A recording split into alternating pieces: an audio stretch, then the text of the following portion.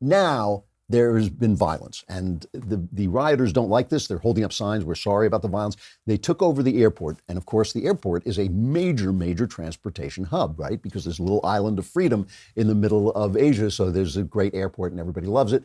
They take over the airport. Their complaint is that pro-China infiltrators have come into their group and are causing trouble and are spying on them for the police. So two of them got beaten up by the protesters. Now, listen, I have no information about this, but it would not surprise me at all if China is trying to make these protests violent. And President Trump said yesterday that the army is lining up right outside Hong Kong, ready to go in there. We don't know. That hasn't been confirmed, but he says that's what intelligence services say. It would not surprise me at all if China wants trouble there so they can go in and stomp on people and take the place over. That's not going to look very good, but ultimately China has all the power and we don't.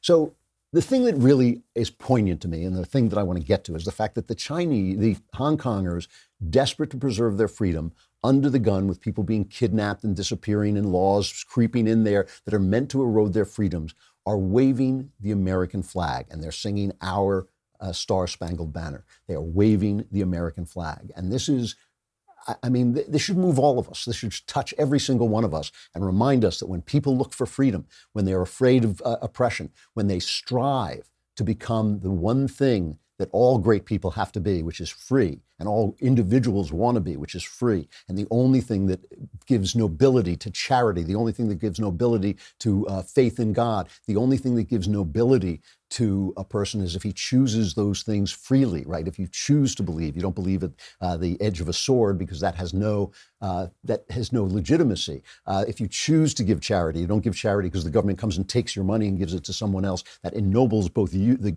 giver, and the person who receives the charity. Freedom ennobles everything. Freedom gives everything legitimacy. And when people are looking for freedom, whose flag do they wave?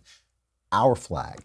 And that's why, and this is the thing that is so poignant about this, is that here in America, we're not respecting that flag. There's just no question about it. When you have people burning the flag, which we have now, when you have people kneeling during the national anthem and saying, oh, this is my protest, which is ridiculous because the thing you're protesting is essentially that you're not getting the rights of an American, whether that's true or not. That's what you're saying. You're saying we want the rights of an American and you are our fellow Americans and therefore you should help us get those rights. So why would you diss the flag that is the one thing that links me and Colin Kaepernick together? If Kaepernick wants to say to me, hey, we're both Americans and I'm not getting my American rights, he can say that to me and I'll listen. I may disagree with him, but I will listen to that. But once he says, and screw the flag, I'm saying, why do I care? Why do I care about you? What connects you to me? Your humanity? There are plenty of people all over the world who are having a much worse time than a millionaire, quarterback, a millionaire NFL football player. Plenty of people who are truly,